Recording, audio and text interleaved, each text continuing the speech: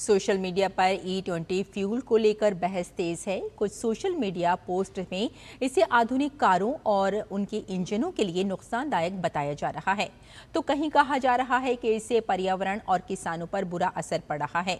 लेकिन वैज्ञानिकों और जानकारों के मुताबिक इस दावे में सच्चाई नजर नहीं आ रही है।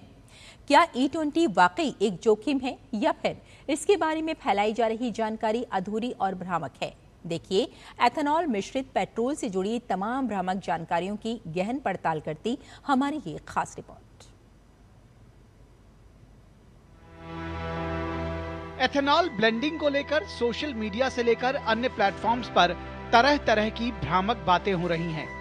इंटरनेट पर गाड़ियों के खराब होने और इंजन में पानी आने की बात कही जा रही है, तो कहीं पर्यावरण को लेकर लगातार भ्रामक जानकारियां फैलाई जा रही हैं।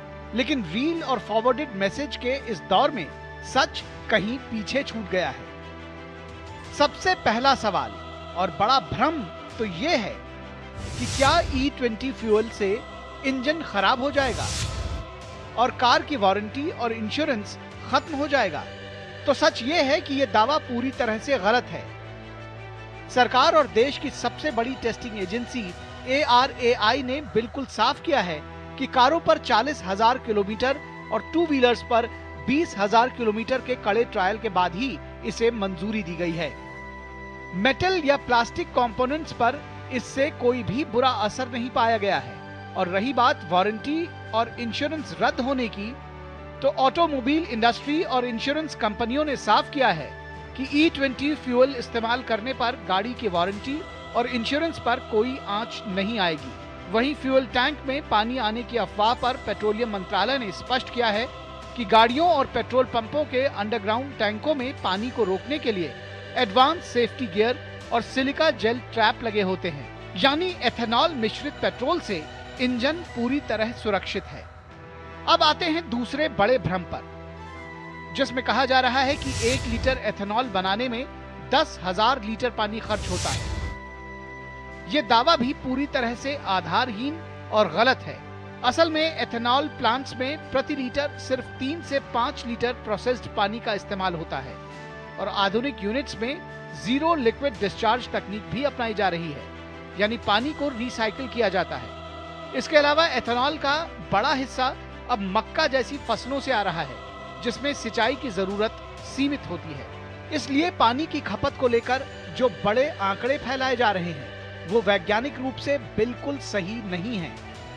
एथेनॉल को लेकर एक और बड़ा भ्रम यह है कि भारत में E20 एक खतरनाक प्रयोग है। लेकिन सच्चाई यह है कि एथेनॉल फ्यूल कोई नया कॉन्सेप्ट नहीं है। दुनिया के कई देश पहले से एथेनॉल मिश्रित पेट्रोल इस्तेमाल कर रहे हैं। अमेरिका में E10 स्टैंडर्ड फ्यूल बन चुका है और वहां E15 का दायरा लगातार बढ़ रहा है।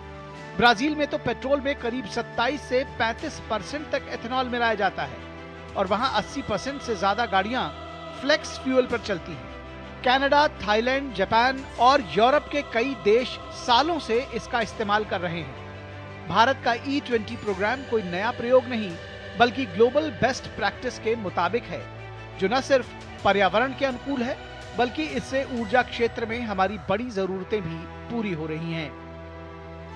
E20 को लेकर सोशल मीडिया पर यह भी कहा जा रहा है कि एथेनॉल प्लांट्स किसानों और पर्यावरण को नुकसान पहुंचाते हैं, जबकि हकीकत इसके बिल्कुल उलट है। ये प्लांट पर्यावरण मंत्रालय से सख्त मंजूरी मिलने के बाद ही लगते हैं और बायोमास यानी कचरे से बनी बिजली पर चलते हैं। इस एथेनॉल ब्लेंडिंग प्रोग्राम में साल 2014 से अब तक 1,90,000 करोड़ रुपए से ज्यादा की विदेशी मुद्रा बचाई है। इससे किसानों को सीधा फायदा हुआ।